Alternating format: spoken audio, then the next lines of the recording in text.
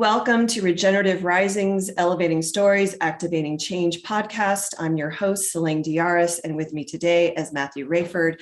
Matthew, I'm so grateful to have you. Thank you for having me. How are you doing today? I am well. It's a sunny, beautiful day here in Colorado. And how's the weather for you in Georgia? It's pretty beautiful right now. We're supposed to get another set of rainstorms coming in, but for us, it's March showers bring April flowers. So exactly. Yeah. Absolutely. Well, we're hoping we're going to get the May showers to bring in our summer abundance, because that's what happened last year. It was pretty fantastic. Awesome. So Matthew, I'm so excited to have this conversation today. I'm really looking forward to see where we go together. But I wanted to just begin by letting folks know who you are. And you are a farmer and a chef. You're based in Georgia. You grew up in Brunswick, Georgia, right along the Gullah Geechee corridor on family land. This family land is particularly exceptional when we think about its origins. It is founded in 1874 by your great-great-great-grandfather. Yes. Jupiter, is it Gilliard? Gilliard. Gilliard, who was a slave and an emancipated man, began purchasing land. And you guys are a centennial family farm in Georgia. So 150 years old, and you and your sister, Althea, have returned to run the farm since 2010. It's a beautiful story, which we'll get into, but I just wanted to give folks in the very beginning this appreciation for the fact that this is a Black-owned family farm that came into existence right after emancipation. And that is an incredible thing. Incredible story. Yeah, it is very much so. It's Jupiter Gilliard paid $9 in taxes for 476 acres of land in 1874 and had to swear allegiance to the 25th Georgia Militia, saying that if anything popped off again, that he wouldn't sell to the Confederate, which is kind of interesting, right? Being in Georgia, a lot of people think of only two places when they think of Georgia. They think of Atlanta, and usually Savannah is a close second. And we are 29 miles from the Florida state line. Brunswick, Georgia is 4.5 hours from Atlanta, and about an hour from Savannah, below Savannah. So we are at that deep south, but also plant hardness zone 9. So we are subtropical to be in the state of Georgia. Wow. And, what I find particularly incredible is also you had the time to create an incredible cookbook. Yeah. And I don't even want to try to say it. I might say it wrong. You won't. It's BRESS'N'NYAM. BRESS'N'NYAM. BRESS'N'NYAM, which means bless and eat in Gullah Geechee.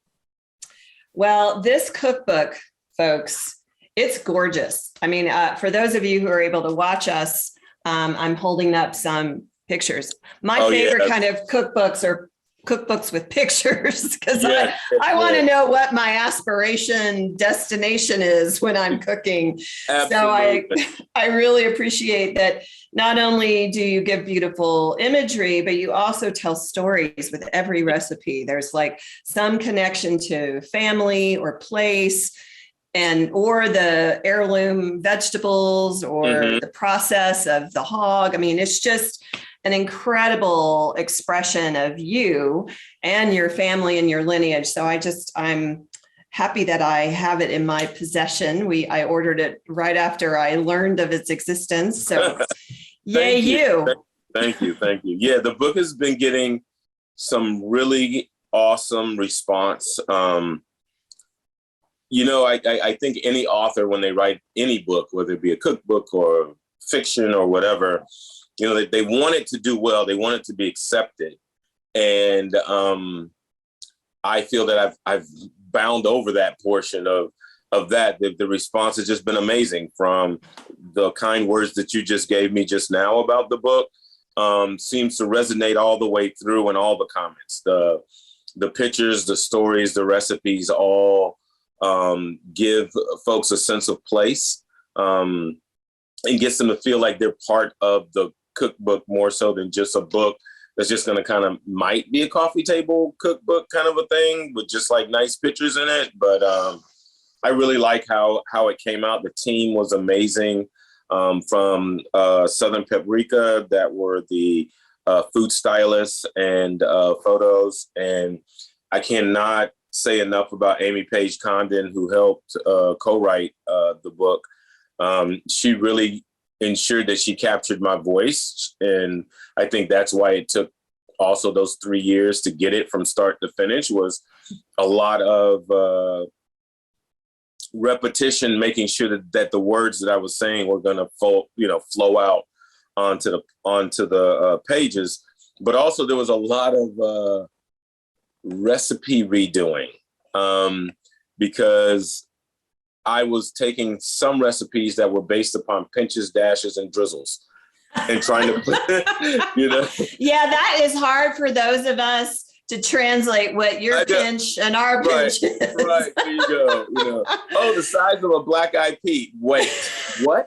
Like, what is that going to do? That's that much salt isn't going to do anything. Why are we even putting it in?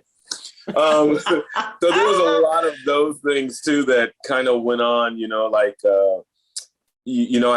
I literally put the recipe in there and did not think that they would even allow it to be there, because I thought they were going to think that it was something else. So the porcupine with marinara that's inside the book.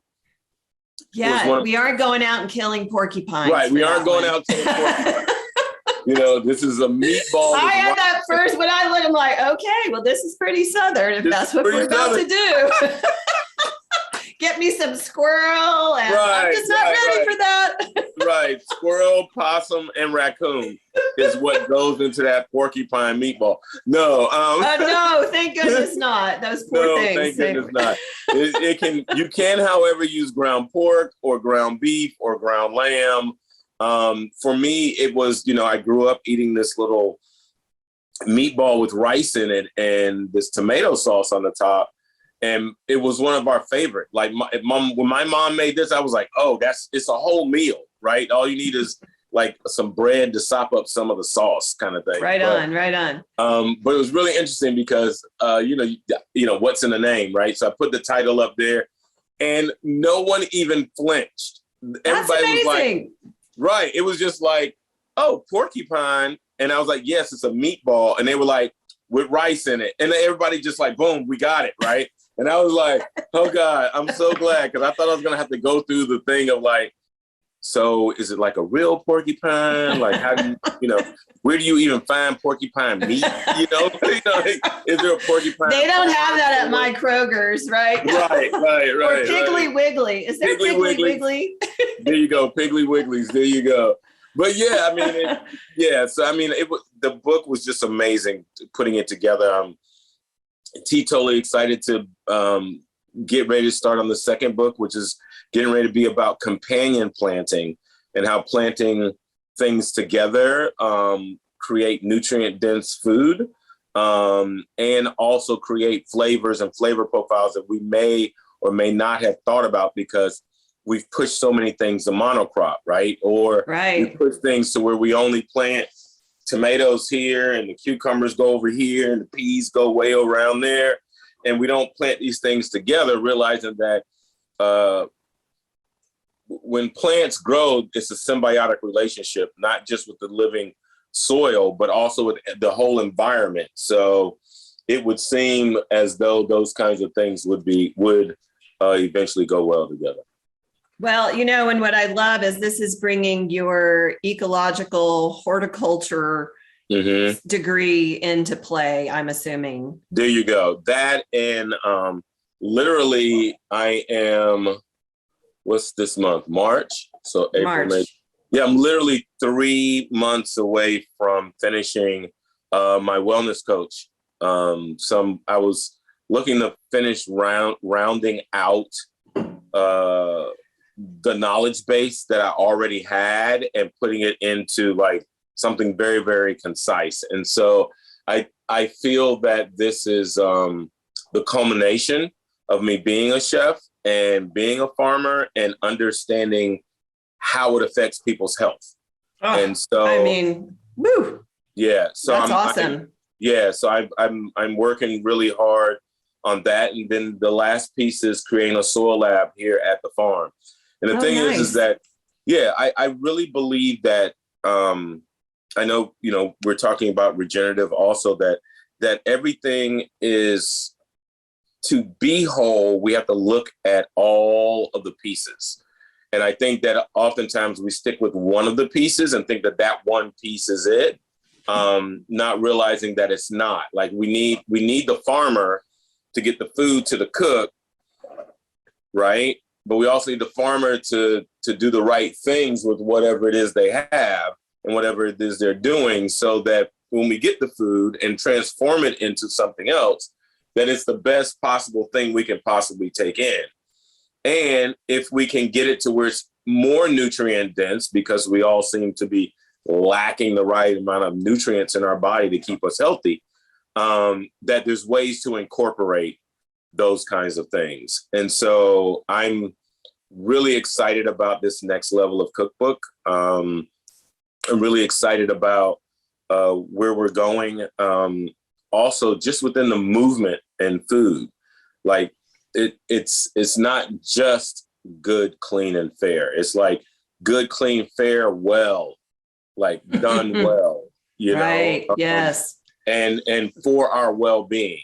And so, and I really like that you all's mission is pushing all of those things to make sure that circle keeps going, and that it gets bigger instead of it just staying for smaller. I saw one of the clips from our last or next to our last time that we.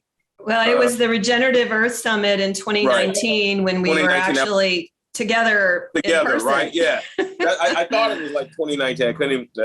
Wow, the times are all rolling together. But yeah, I mean, and to think that we've made it through, hopefully, this pandemic to the point that we can be civil and get back out and do what we must, not just for ourselves but for other people also. And I think that there's a lot of lack in that arena of that. It's not just about my individual rights, it's also about Seleyn's rights also to have and be able to feel okay with walking outside, and I think that those are a lot of, I was just in San Francisco, and I'll use that as my kind of a jump off spot where every restaurant that I attended, that I went inside of, asked me for my vax and my ID. Wow. And I wasn't even drinking, right? So it's like, what you need to see my ID for? But it's just really interesting how and make sure that was your vax card, brother. Right. That's what they're making sure. Right. But I didn't equate that at the very beginning. I was like, a vax card. I need my vax card to go out to eat. Like, I'm paying you. What do you? But what's so interesting is the level or the heightened sense of well-being that people want to make sure happens, right? Because I may be asymptomatic, and all of a sudden, the whole restaurant is like sick, So I think that there's that, like us thinking about, I don't like wearing a mask. I'll tell that to anybody in a heartbeat. Like, I hate wearing the mask. I don't like wearing the mask. However, I understand why I need to wear the mask. That if I'm okay, great. But what about everybody else? Right. And I think and I think that when we take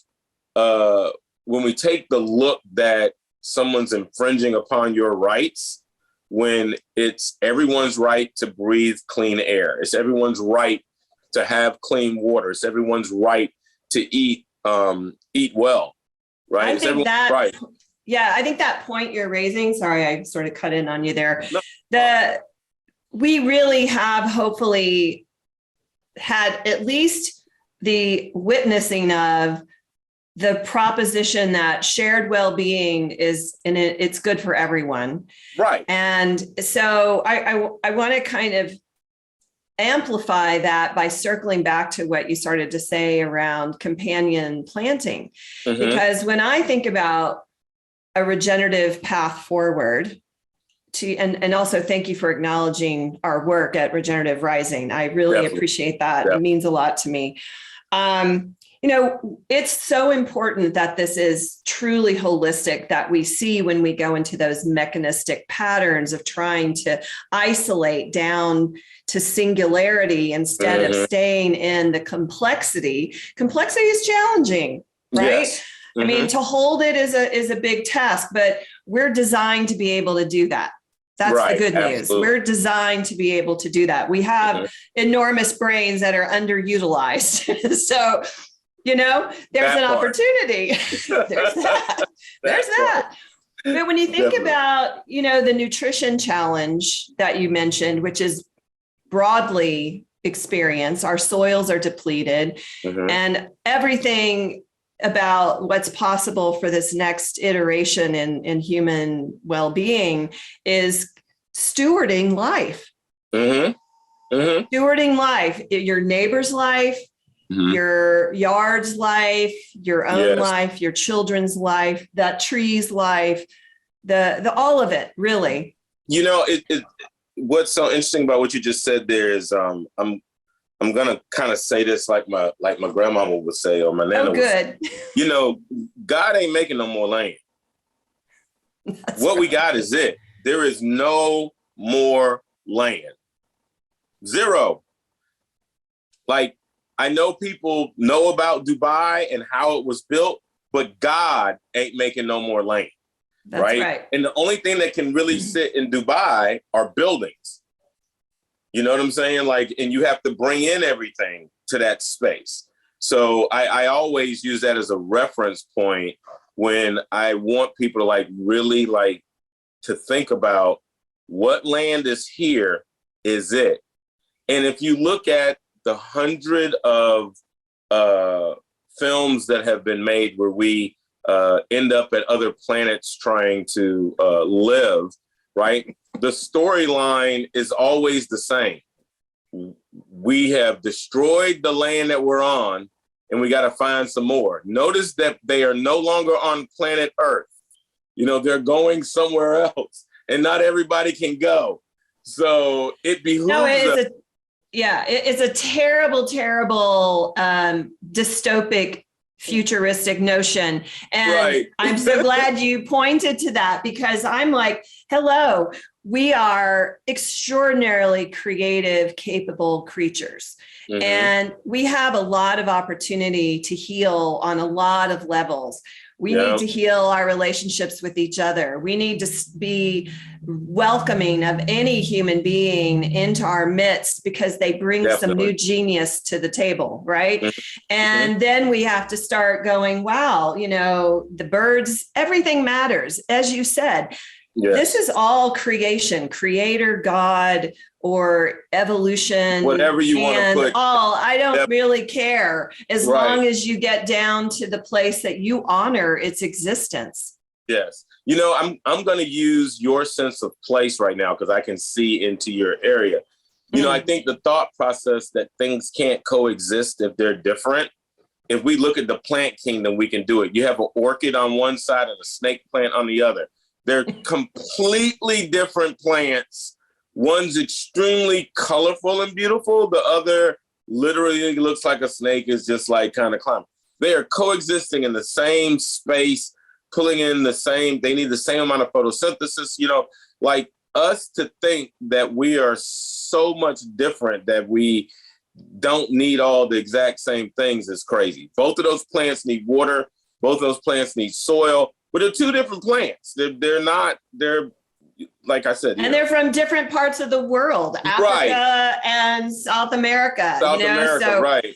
It's true. And that kind of a conversation that we also need to have, you know, when we're when we're talking about like where we are and where we're going, because when we get it to the point that everybody is the same, that's also where the thing of that creativity ends up being stifled, because we're not all the same, right? Like there are people that have been born and raised in Colorado that cannot see themselves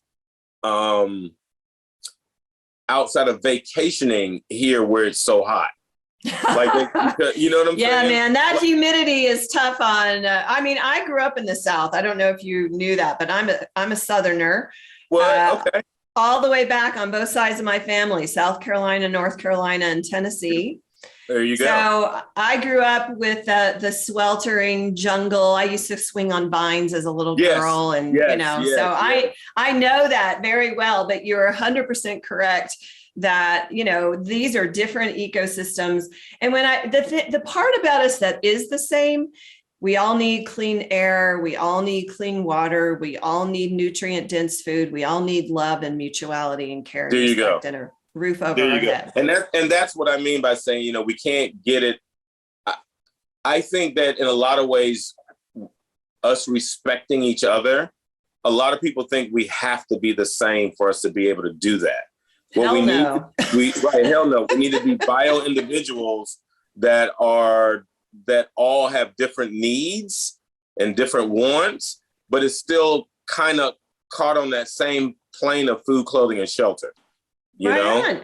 I mean, creativity and uniqueness and individuality, none of that has to go away when we say we still need to be in a state of reciprocity and mutuality. These are principles of regeneration. It's like we were talking before we started recording about the lineage tradition of where this wisdom is coming from, that we're kind of picking back up, and that, the white culture is starting to call it regeneration. I mean, it's getting adopted in a lot of places, but this is indigenous. This is deeply, deeply historical from all parts of the world. We're living in right relationship to place, stewarding place, being in respect of place. I'd like to use that as a chance to move over to the people who are part of your lineage, the Gullah Geechee area, and how that's a powerful story of those folks who were coming over from West Africa, and they brought rice and know-how and all sorts of, I mean, we have a lot of food that's part of our culture that we know came from Africa. Yeah, peanuts. Yeah, I mean, yams. I'm so Gullah Geechee that I love eating. As a matter of fact, when we first got on, I was actually eating a plate of rice and peas with a little bit of ground turkey. And what was so interesting was, when growing up, if you ate rice all the time, it was like, oh, you're so Geechee. You are just so Geechee, and it felt bad sometimes, I think, you know what I'm saying? Because like, I'm sorry, but I think understanding why the know-how that we know that's built into our DNA, I think I understand it better now that I'm also older. Because when you're young, you get caught up in names and the thought process of seeming like you're po all the time and all those kinds of things, not realizing that part of those things is the building for you for the next whatever. And that you can fight your way out of a wet paper bag. And so I really, that's true. There are people that can't. I would venture to say that it's really interesting because I'll use something that a lot of us don't think about.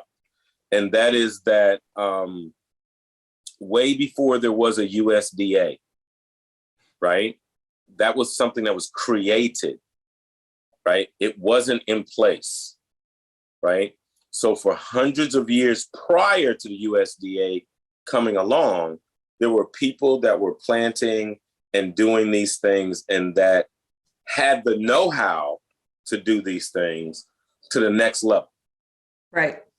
And now we are adopting those things, or not even adopting, we're renaming those things as though they weren't part of things way back when. And we were talking earlier about fish and how, we learned the story, and I've been saying this for years, and I'm never going to stop, I think, is that, we learned that the Pilgrims were able to survive from an ear of corn and a fish head being planted together.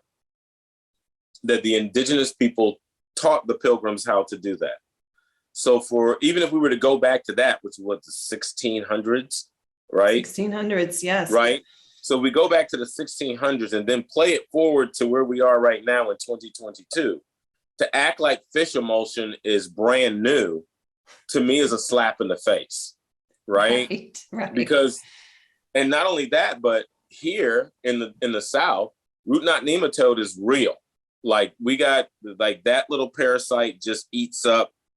And I used to ask all the time, why do we have oyster shells around all the vines and out in the field? And it was, it keeps the bugs out. Because there was the name root knot nematode, if we were to go find when that name was created, it was somewhere within the 1900s. I can pretty much guarantee it. Mm-hmm, mm-hmm. Right? So what was it called in the 16th century or the 17th century or the 18th century? I don't know. It was a bug that eats these things. And I noticed that when we put shells there and spark the calcium in the soil, oh, wait, calcium? Who knew what calcium wasn't even a... It wasn't named. No, you're right. And so like for us to start really regenerating things, I think we have to be more than just okay with calling out when someone isn't using things or giving homage to where things came from or originated. And if you don't know, that's fine, but do the work to find out so that you can then come back and then so that you aren't later like doubling back, like, ooh, I gotta figure out how to I should have said it this way. Why don't you just look it up? I mean, Google University is a real thing. Like there's so much information that's out there that we can get our fingertips on that can connect us to the next thing, that is almost asinine for us not to do the work. Because we want the work to continue, right? We want to create legacy. And I think that right now, how we change or even try to put a dent in what we've done so far as global warming and all that stuff goes, like right now, we've done so much damage that they're saying that like our children's children will be the recipient if we can get it back right. What? No, I know it's not acceptable. It's like, you think about that you're a 6th generation farmer and that your children are the 7th generation. And in Native American tradition, there is a whole philosophy around 7 generations out that we're planning for 7 generations. And so if you think about from your great, great, great grandfather to now, that same amount of time is like dwarfed suddenly in what we're talking about in terms of yes, climate change. So we have like a deep responsibility because the fact that we're talking about it, the fact that we know it exists, then we have no excuse then to be doing everything we possibly can. And another thing I'm really passionate about is trying to remind all of us, it's think global, act local. We have to use our wisdom practices where we are, right beneath our feet. You're going to do unique and different things where you are in South Carolina than I'm going to do here in Colorado because our climates are radically different. Yeah, Georgia is radically. I mean, like right now, I was just talking to somebody, I think it was something like, I actually flew. I just did a recording. Last week, I was flying into Denver from San Francisco to fly back here to Georgia. It was 14 degrees. Yeah, brother. Yeah. I looked out the window and it was just snow everywhere as we were starting to descend. And they come up, it's currently 14 degrees in Denver as we land. I was like, what the what? It was 82 here in Brunswick. You know what I'm saying? I was like, I didn't even. Oh, yeah, I know. The only thing I could think about was, Lord, please let me never have to walk outside of this airport because I don't have a coat. I had no coat. Like I flew from 80 and went to San Francisco and it was like 60 something. It wasn't that cool. I had a light jacket, No, it's humbling. It's humbling to sort of go, wow, there's so much differentiation. And yet at the same time, the fundamentals of still the same. They're the same. I mean, that to me is like what's both beautiful and powerful about this moment is like, we don't have to agree on the minutia. What we have to agree on is this more overarching shared intentionality. Mm-hmm. It's like, it's important for us to lean into what does mutuality mean? What does reciprocity mean? What does, the evolving wellness of place mean? What does care and love look like in action as opposed to just sentimentality? How do we live that? It's interesting you say that because I was just at UC Berkeley, and one of the things that I challenged the students on there was exactly what you just mentioned. Think globally, act locally. And so what I said to the students, I actually posed a question. I said, we've heard a lot about the Amazon rainforest, and there's a lot of money being sent to reforest the Amazon. I said, but can anyone give me a show of hands on who's reforesting California from all the burn that has happened? And it was like crickets. And I said, well, let's just think about that now. Like, we're worried about the Amazon. That oxygen is a long way away from us. And everybody in the room did just like you. They started laughing. They were like, oh, snap. I hadn't really thought about it like that. I said, yes. I said, no one is talking about planting trees in California. I said, that for me lets me know that fundamentally we got this thing that we're going to be savior for everybody else. And never forget that the airplane says when the mask drops, you put it on yourself. You cute and all, I love you, but I got to take care of me first and put my oxygen mask on. Hold up now. We are in that airplane right now. Yes, we are. The oxygen mask is not only falling, they're telling us to grab our seat as a flotation device. That's right. That's right. You know what I'm saying? That's I do know what you're saying right now. If we don't start like really paying attention, I personally believe, I don't know, maybe we'll get off this call and somebody will get off of the podcast and somebody will be like, I gotta call these folks, because I really believe that if we were to start a campaign on reforesting California for all the burn that's happened over the last couple of years, we wouldn't have a drought. That is so powerful. And before I comment on that, I'm just going to remind folks who are listening that they're listening to Regenerative Rising's Elevating Stories, Activating Change podcast. I'm your host, Seleyn DeYarus. I'm the founder of Regenerative Rising. And with me today is Matthew Raiford, known as the chef farmer, who has an incredible book called BRESS'N'NYAM. And he has a farm in Georgia that has been in his family for 150 years. So there are some Native American groups I'm aware of that are working on some coastal replanting of trees. Okay. And to your point, you're 100% correct. I mean, that really sort of to reinforce, we have to, I was in a podcast not so long ago, and she asked me, well, what would be your message for people about what can anyone do about this bigger issue? I'm like, well, frankly, there's good news here, because many of us have a yard. or where we have a park nearby. There are ways we can become stewards of the landscape around us and make sure no pesticides and all the things that are anti-life, all, fungicides, Right. pesticides, that's all ultimately equals genocide for the living things around you. So, make sure you're not contributing to that issue so that the bugs, the butterflies, we've got a huge loss in insect life globally from all of this nonsense we've been doing. Mm-hmm. So, if we each take on even just that piece right in front of our nose, and we start to become more conscious and aware. In my neighborhood, my yard is literally, it's an urban wildlife destination. I gotta come. You gotta come. You definitely gotta come.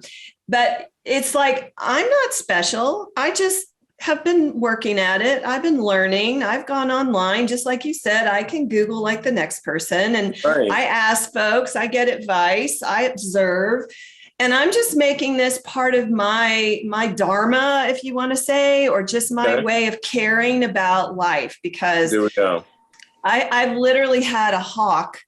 I came out my back door. A hawk was in my vegetable bed. It took off with a garden snake in its talons and flew over and whacked that poor thing. But it was like, woo, that is the cycle of nature, life happening. The cycle of life, right? Which twofold, right? The hawk was able to eat. You didn't walk out and get scared.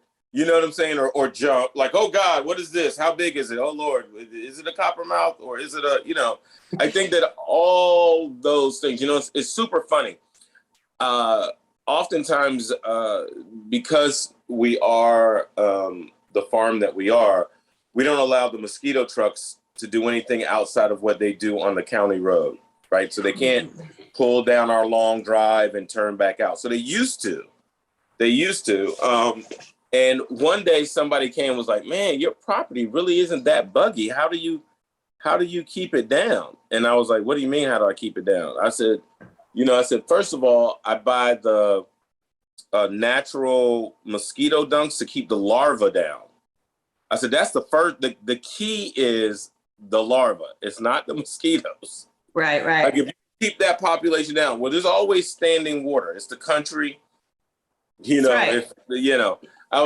are in swampland. You've got like swamps and right? Mm-hmm. It's the perfect place for them. But there's also things that eat them. A lot of things that want to eat them. A lot of things, right? So when we stopped that, in less than a year's time, we had lightning bugs and dragonflies on the property in massive numbers. And probably bats that you might not have seen at night, but the bats. Right. So when you look at that, and then you think about, someone might be listening like, wait, do all those things eat mosquitoes? Yes, every last one of those things eat mosquitoes. But if we kill those things off, because that spray is what's neoinsectide? The insecticides are to kill everything. It does not discriminate. That's the word. It's not. And then you're affecting bird life. There's birds depend on. Monarch makes me crazy. Right, monarch butterflies, the geese. Like there's this whole thing of, And it's so the web of life. We tried really, really hard on the property to kind of make sure we didn't have to worry about those things. And so I think there's that to be said also, where the responsibility for us to not allow someone else to take care of us, so to speak. Like if we know what we need to do, like for instance, when it rains, we try to make sure we turn over or make sure there's nothing that can catch water per se, right? That keeps down mosquitoes.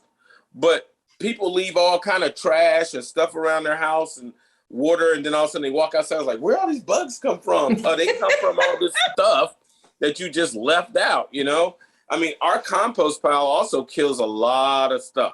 Like the bugs that come out of there, I'm always like, where did this come from? And I'm like, it's helping break down, but it's also eating other things. And so I think there's that part of our living that we should be okay with also. Yeah. which is taking responsibility for ourselves and our children, so that way, as things continue to try to straighten themselves out, you can be a part of the solution and not a problem that continues to breed another problem. Exactly. You know? So like I always say when I was in the military, I used to hate having to pick up cigarette butts. It used to just like drive me crazy. I'm like, I don't smoke. Why should I have to pick up cigarette butts, right? But then I started to understand it ain't about me. It's about making sure that all this space out here stays clean. That's what it's not about me. It's not a personal hit on Matthew because it's everybody. Clearly somebody isn't, like if you can't complain about picking up cigarette butts when you never tell people that are throwing the cigarette butts on the ground that you saw do it. Say, hey, don't throw that on the ground. Put it in the trash. Like if you don't say that, then you know what? Guess what? Go pick up the cigarette butts. And I think that's true.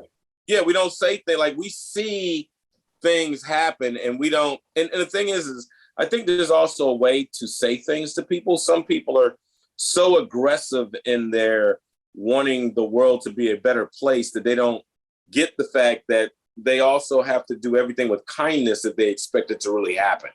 Right. So jump out there and be like, no, don't, what are you doing? All that kind of, people are like, oh, I'm doing my thing, But if you came over and was like, hey, can you pick that trash up really quick? Because we're trying to make sure the area stays clean. Most people are going to be like, oh, I wasn't even paying no attention. They'll just pick it up and keep moving. Most people. I'm not saying all people. No, it's true. Just because you have someone, just because there's 10 times people like, I ain't going to pick it up. You want to pick it up, you pick it up yourself. Walk over there and pick it up. That's what I do. I mean, that's right. I was a Girl Scout. So I kind of have this in my behaviors. Like if I see a plastic bag or I see plastic on the ground, I will pick it up no matter where I am. If I have to carry it for a while, I'll carry it for a while until I can properly throw it away. Because from my perspective, we're all in this together. Yes. And if we all were putting our particular, if I was replicated 1,000,000 times over, then all of these things that we hear about of plastics ending up in our waterways would be reduced massively just by doing something like that. You see a plastic bottle, you see a plastic bag, the bag gets picked up in the wind and starts to go. Well, guess what? So at some point, it's going to land probably in water, or it's going to create a hazard for wildlife. So, it's like, isn't that hard to demonstrate a little bit of consciousness, a little bit of extra effort? You lean over. Yeah, your fingers might get dirty. You can wash them. It's like, this is not such a obstacle other than our mentality that has sort of, we use the word they. Well, they'll clean it up. They'll clean it up. Who are they? They are we are they. There is no they. It's us. No they, right. It's us. It's us. It's us.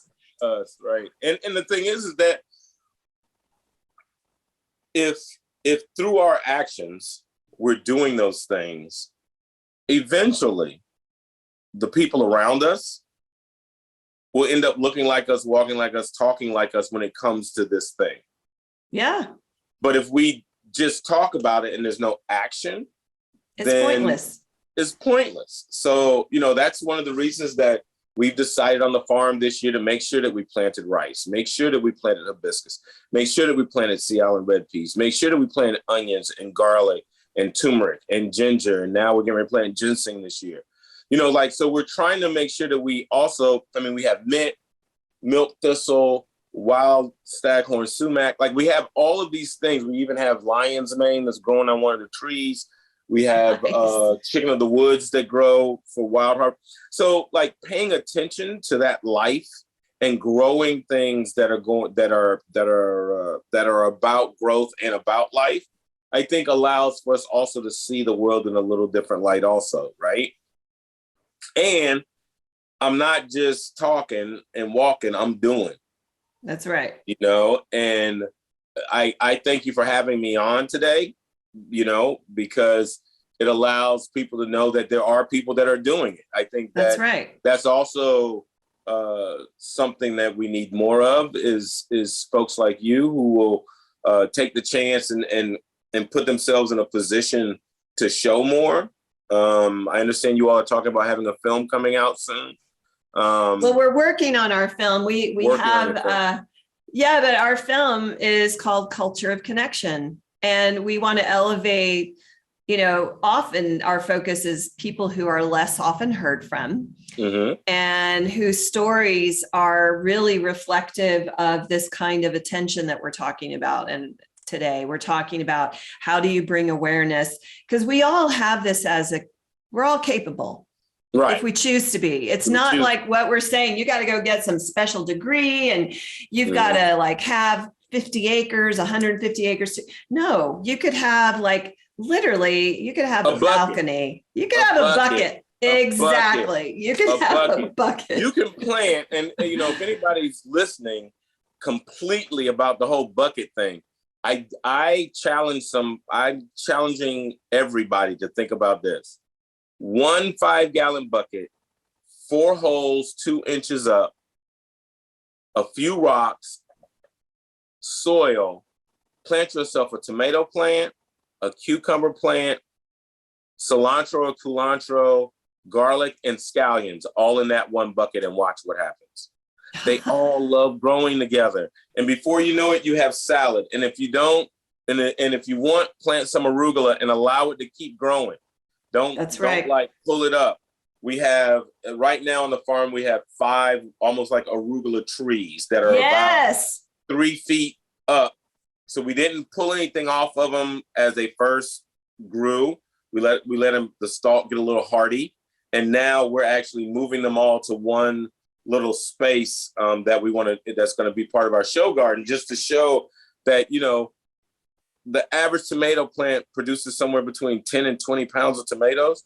That's a lot of damn tomatoes. That's a lot of, yeah, I do. A lot of, you know, so if you just took that one bucket and said, this is going to be my salad bucket, you already are contributing to some. You will see life come to that bucket. You will see a bumblebee. You will see a butterfly. You will know, you can go inhale. You're going to get some good oxygen, you know? Yes. Yeah, I think, it's beautiful. I love that. Even if you have a windowsill, you know, if you got a windowsill, you know, go to Target and buy your little, the little $5, $10 little thing that's the like little window boxes. Yeah. I mean, it already has the soil. The only thing you got to do is open it up and add water. I mean, come on now. What's easier than adding water to something, right? That's you don't right. have to cook yet either. You don't even have to cook yet. You don't even have to be a cook. You can just eat a salad. It's okay to be raw. Let's talk about cooking. Okay. Because, you know, I think one of the things that's part of this journey is, you know, stewarding what's around us. And then we're also talking about how do we better care for ourselves and how do we become more attuned to what really is a way to serve one's own well-being. And, you know, cooking has, I think for a lot of people during the pandemic, became a thing more so than before the pandemic, that you kind of had, the restaurants were closed, a lot of restaurants, you know, so suddenly finding ourselves hungry, we had to figure out how to cook something.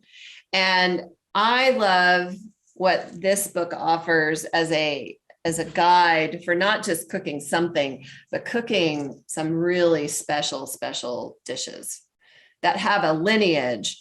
So, you know, I was kind of leaning into Gullah Geechee before. I mean, that's a whole story. Can you share a little bit about that culture and some of how, you know, you're a son of that? Definitely. Well, so a lot of folks don't know, but the Gullah Geechee corridor runs from North Carolina to North Florida and maybe even a little bit lower than that. And this is where folks of West African descent, enslaved people, were brought to originally to grow rice, specifically to grow rice, because actually rice is the first commodity crop in the United States. It was rice. It was not corn. We didn't even know about corn. Not to the level that we grow. Or cotton. It wasn't cotton first. Right. It wasn't cotton first either. So people needed to eat. And, when they pulled up here and saw this swampy land, they were like, okay, we can grow rice. We don't know how to grow rice, but maybe we need to go ahead and enslave some people that can grow rice. And that's basically what happened. And then through the Civil War, when it happened, there was what was considered to be white flight. So massive amounts of white people left the area.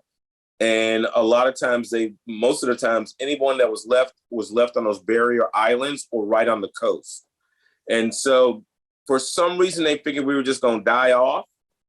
I don't even understand why they thought that, considering that we were the hunters, the fishermen, the sweetgrass basket makers. We were the rice folks. Like we did all of these things. It was only like 5 of y'all and 1,000 of us. Right. 1,000 of us that were doing all the things on these plantations and on these plots. And so to leave and think that we weren't, that we were so less than you were, that we wouldn't be able to survive, instead of surviving, we thrived.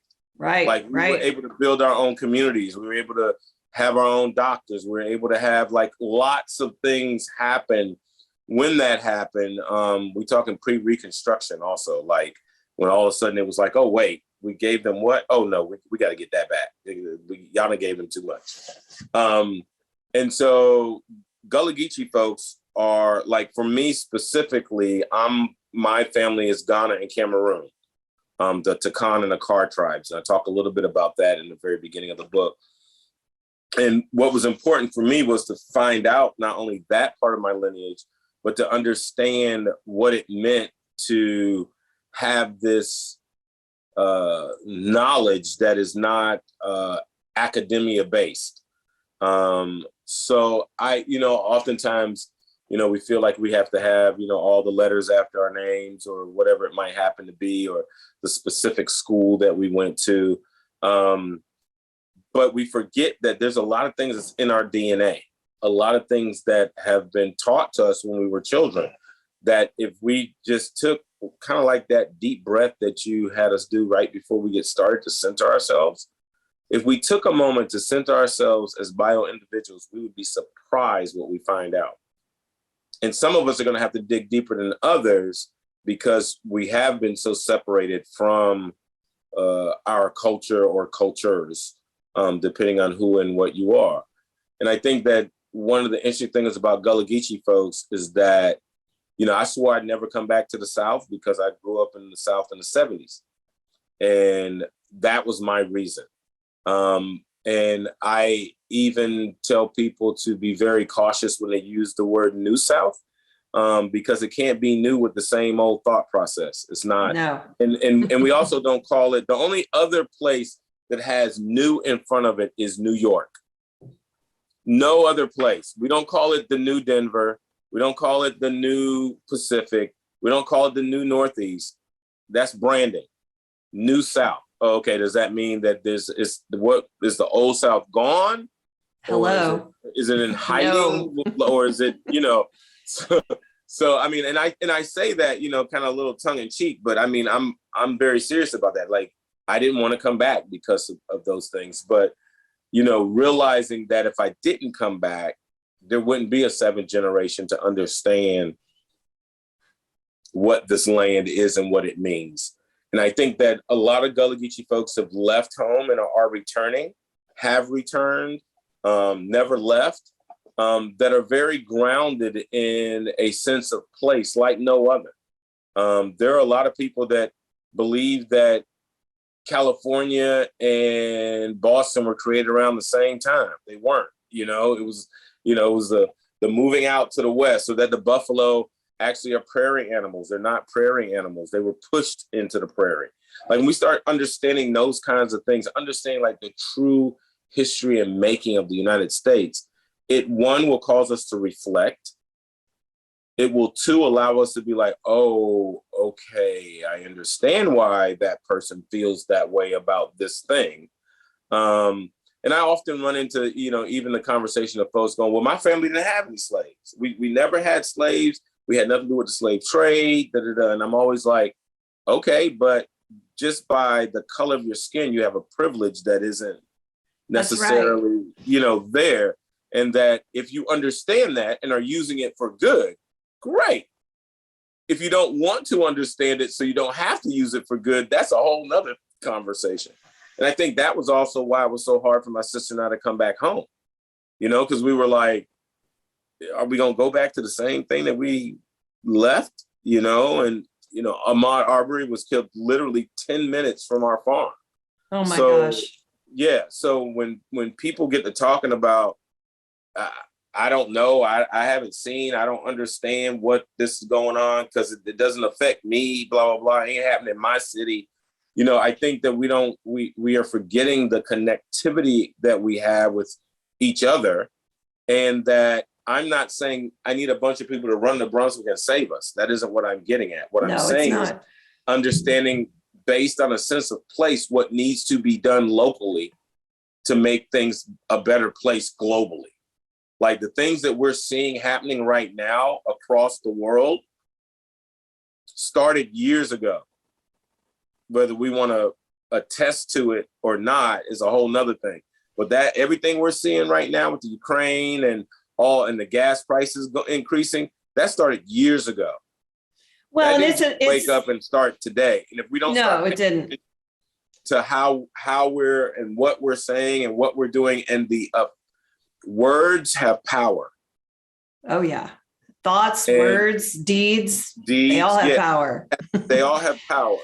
And I think that within the regenerative culture and the regenerative aspects of what you all are doing and what I am doing, what we are collectively trying to do, I think as long as we keep holding each other accountable and having the conversation more than just once or twice a year, I think we're gonna make some stride going into the next couple of years, because I think the only thing that even remotely slowed any of us down, truthfully, was just the fact that it was a pandemic. But well, I think, we're on a Zoom call now, so right. Well, and I think Mother Earth had some wisdom in sending her children inside to contemplate their behavior and their attitude. And, for us to have stories shared from all over the world, how wildlife suddenly oh my gosh, they're not out here. We can walk here and we can do this, and the flowers come up because we're not trampling them down. So yes.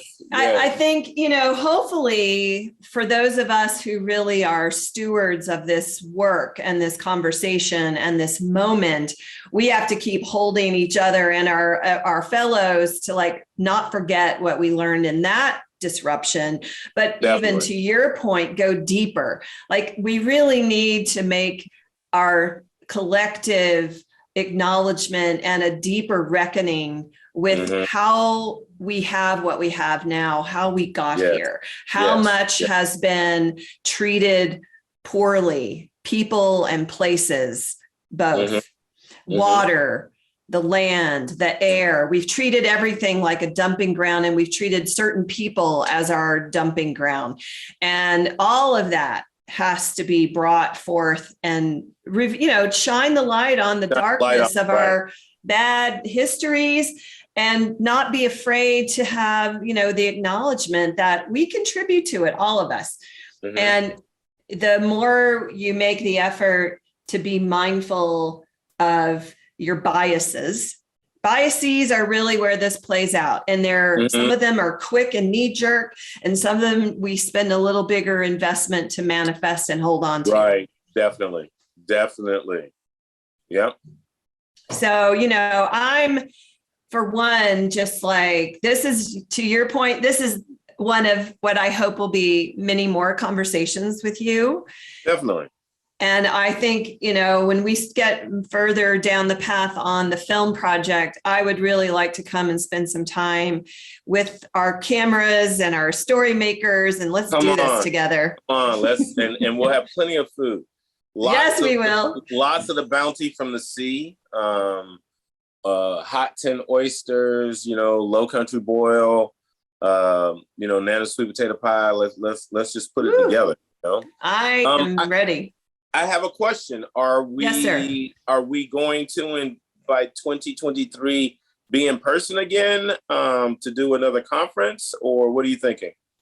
Well, I'm thinking this year I'm going to have a smaller gathering, which you will be getting an invitation to, but I want to do a smaller space. Mm-hmm. And then 2023, yes, we will gather somewhere together. And I'm also looking at maybe more regional, because I think this local attention of our bioregions and who are our allies in our place might even be the next iteration of how we can do this work going forward, because I think there's a lot of importance in building networks there. And then, we work globally. So we're also really trying to, how do we become more coordinated between all of the voices who are working on indigenous rights, water, land, agriculture, fair payment to farmers, Black farmers, all of the issues that are requiring really a lot of, I feel like it's just like we need to weave it together better. That's where I feel called. And you know what? I like the fact that you said regionally, because I think one of the reasons that things have not always woven together easy enough is because if we stay in one space, so to speak, we end up creating a silo. It's not what we wanted to do, but we end up creating a silo because folks don't think they have access to wherever the group is, right? So they're just like, well, it's kind of rough to leave Maine and go all the way to Denver, you know what I'm saying? Or to Denver. And so if that be the case, let's cut that out. Let's say we do something northeast, southeast, southwest, Midwest, Northwest, like that. And then have all of them come weave together for a larger thing, like kind of like a convivium every 2 years. Right. You know what I'm saying? Where then we keep doing our regional thing, and then we come together for it. It also creates different levels of camaraderie too, right? Because like I would ask you to come to where we are, because you may have the specific thing about plastic and water that I understand we need, but I don't have the wherewithal or the bandwidth myself to do it. But if I can reach out to you and you come and even though you're from the Midwest, you're still, so I think that is the reason why, because we have everybody ends up in a silo. Not they didn't want to be there, but because they don't have a thing regionally, they don't have anything to connect to. So it's like, the only time I get to talk is when I talk to Seleyn. You know what I'm saying? Like, if that's the only time, right? It's kind of like, no, it will wither. It'll wither on the vine. So I hear you. And I think what's exciting is that I just feel like this is sort of what's emerging as I come back to work. I've gone through a cancer process. I've really used that time to do deep investigation into myself. And I've come out with racism pisses me off and I'm over that. And I want to do everything in my power with my little world and my platform to just keep challenging these really stupid ideas and patterns of behavior. Because it's like your genius is your genius. And the fact that you have that beautiful skin tone is just your good fortune. And, that is not the delineation about who you are. And my pink complexion is going to mean, it's better for me not to be in that hot Georgia sun. Although it's not so great for me to be in this mile-high sun either. I don't know where I belong, in a cave, I guess. But maybe you need to travel back and forth, because we have a really mild winter here. Yes. Like our winters are not hot, and they're sweater weather, you know, not so much parka weather. You know, we have a couple of parka days, but not right. You know. Well, I definitely want to come and spend some time with you on your family farm, and I would love to reciprocate and have you come stay with us here in Boulder County. The door right is on. open. Yeah, right on. That's what I was trying to say. Boulder. I knew I was like, I got Denver stuck in my head because I've been flying through Denver. Well, that, you know, you fly into Denver to get to Boulder. To get to Boulder, right. Yeah. But, you know, I think to your point, what's really an opportunity for this moment in time is, as we both were saying, you know, let's pay attention to where we are. We do need to network. We need to grow the community and strengthen the bonds between us so that we know we're not alone in this work. We've got allies who will lean in with their expertise because, you know, we definitely all have the thing we know well, and that's beautiful. It's just like in the natural world. There are things that have particular things that they do really exquisitely. Mm-hmm. And to your point about planting the beans who fix the nitrogen with the plant that needs that nitrogen to grow, but they create something different, some sugars that those beans really need. I mean, it's like, nature is our teacher. She's got plenty of wisdom to impart. We need to be a little less full of our own hubris, to sit down, slow down, pay a little attention, right? Because the good news is that this earth is so capable of recovering. Yes. If we work with her as her children should work with her. But she's requiring her children to work together. That's right. That is exactly what she is requiring. She's requiring her children. I mean, like never before is it taking all of us to make this full swing. So I feel hopeful. So do I. Well, that's probably a good place to close our conversation for today on that beautiful shared hopefulness. So you have been listening to a conversation on Regenerative Rising Elevating Stories, Activating Change with my guest, Matthew Raiford, who is the chef farmer based in Georgia. Beautiful family farm for 6 generations. Oops. And I am Seleyn DeYarus, your host from Regenerative Rising. And I'm so grateful for you being with me today. And we're going to do this again.